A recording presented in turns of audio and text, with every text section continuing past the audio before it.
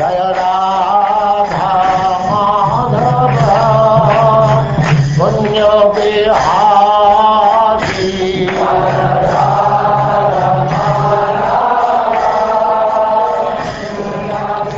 And now Chapter 6, Creation of the Universal Form.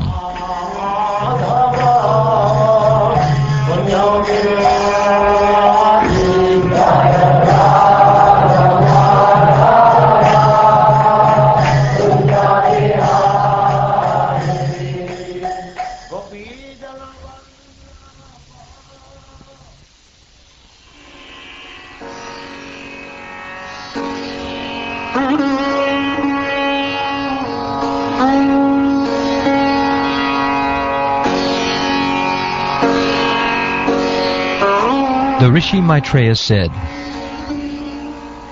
"The Lord thus heard about the suspension of the progressive creative functions of the universe due to the non-combination of his potencies, such as the Mahatattva.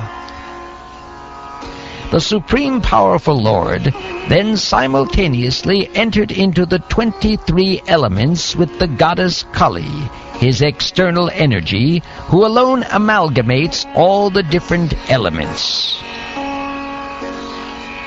Thus, when the personality of Godhead entered into the elements by his energy, all the living entities were enlivened into different activities, just as one is engaged in his work after awakening from sleep.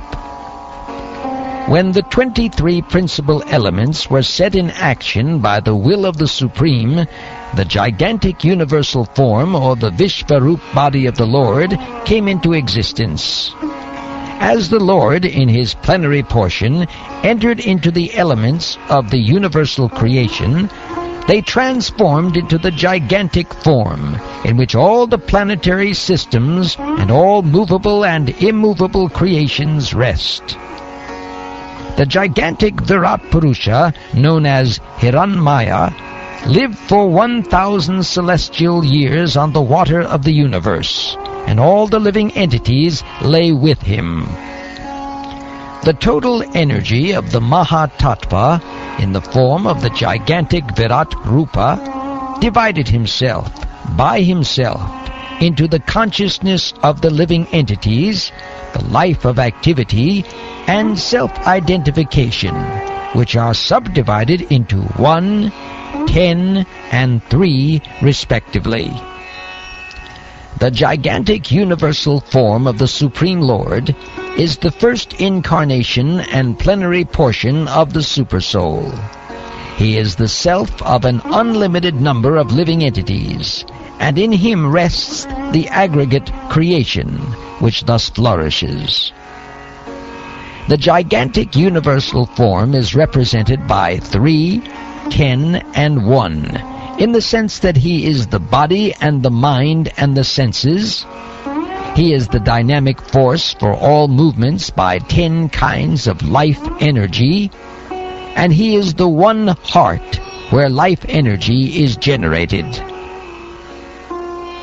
The Supreme Lord is the supersoul of all the demigods, entrusted with the task of constructing the cosmic manifestation.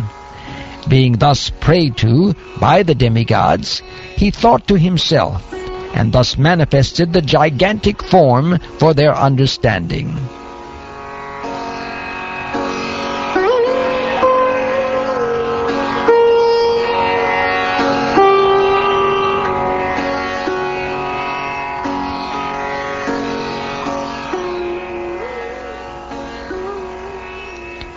Maitreya said, "You may now hear from me how the Supreme Lord separated himself into the diverse forms of the demigods after the manifestation of the gigantic universal form. Agni, or heat, separated from his mouth, and all the directors of material affairs entered into it in their respective positions. By that energy, the living entity expresses himself in words. When the palate of the gigantic form was separately manifested, Varuna, the director of air in the planetary systems, entered therein, and thus the living entity has the facility to taste everything with his tongue.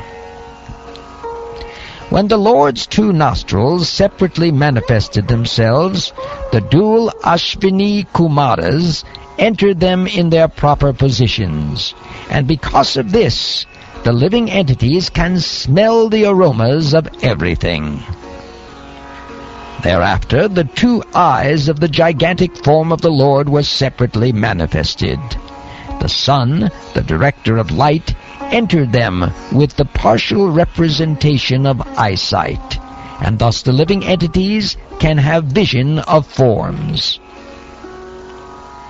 When there was a manifestation of skin separated from the gigantic form, Anila, the deity directing the wind, entered with partial touch, and thus the living entities can realize tactile knowledge.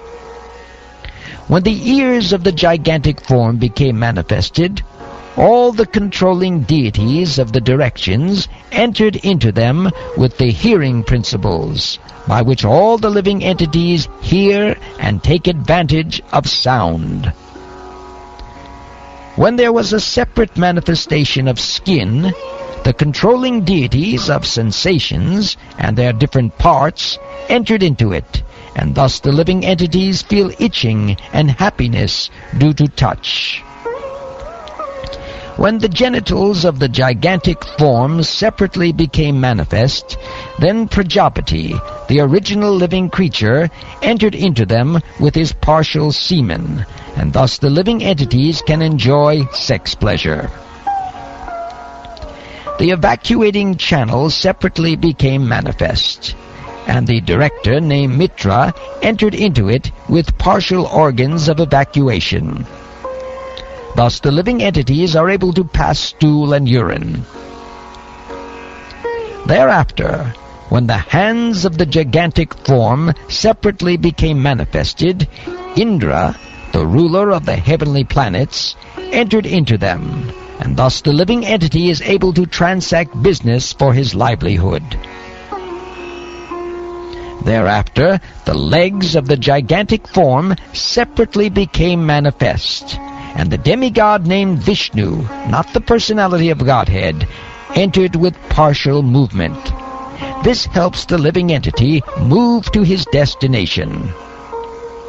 When the intelligence of the gigantic form separately became manifest, Brahma, the Lord of the Vedas, entered into it with the partial power of understanding, and thus an object of understanding is experienced by the living entities. After that, the heart of the gigantic form separately manifested itself, and into it entered the moon demigod with partial mental activity. Thus the living entity can conduct his mental speculations. Thereafter, the materialistic ego of the gigantic form separately manifested itself, and into it entered Rudra, the controller of false ego, with his own partial activities by which the living entity transacts his objective actions. Thereafter, when his consciousness separately manifested itself, the total energy, Mahatattva, entered with his conscious part. Thus the living entity is able to conceive specific knowledge. Thereafter, from the head of the gigantic form, the heavenly planets were manifested, and from his legs, the earthly planets, and from his abdomen, the sky, separately manifested themselves. Within them, the demigods and others also were manifested in terms of the modes of material nature.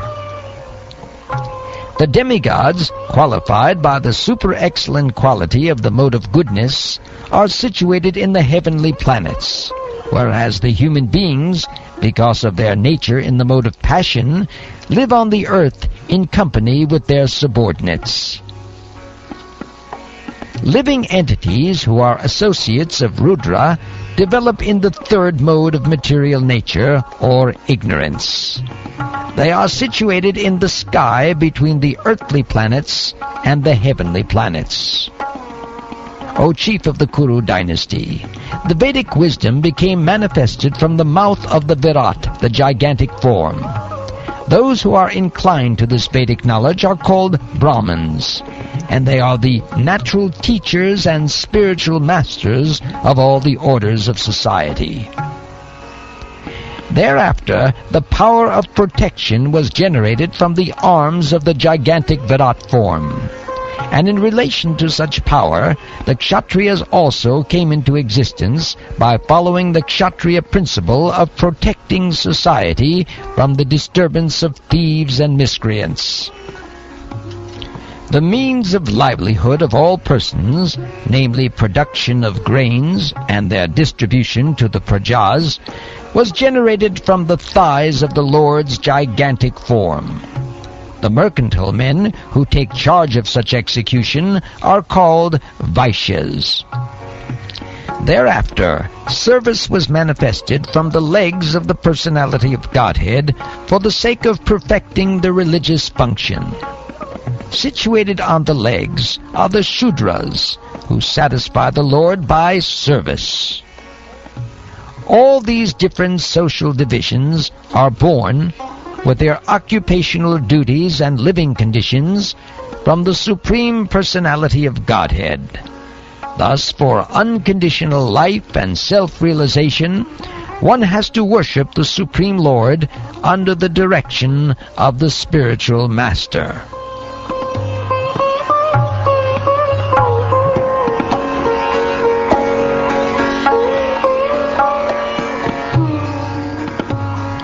O Vidura, who can estimate or measure the transcendental time, work, and potency of the gigantic form manifested by the internal potency of the Supreme Personality of Godhead? In spite of my inability, whatever I have been able to hear from the spiritual master, and whatever I could assimilate, I am now describing in glorification of the Lord by pure speech, for otherwise my power of speaking would remain unchaste. The highest perfectional gain of humanity is to engage in discussions of the activities and glories of the pious actor, or the Lord.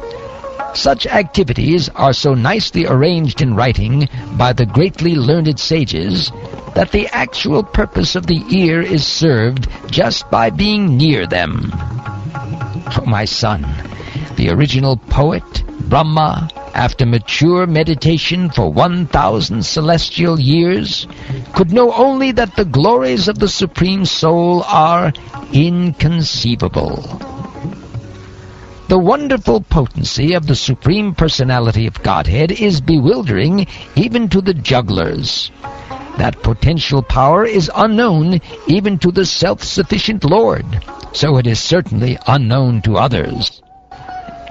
Words, mind, and ego, with their respective controlling demigods, have failed to achieve success in knowing the Supreme Personality of Godhead. Therefore, we simply have to offer our respectful obeisances unto him as a matter of sanity.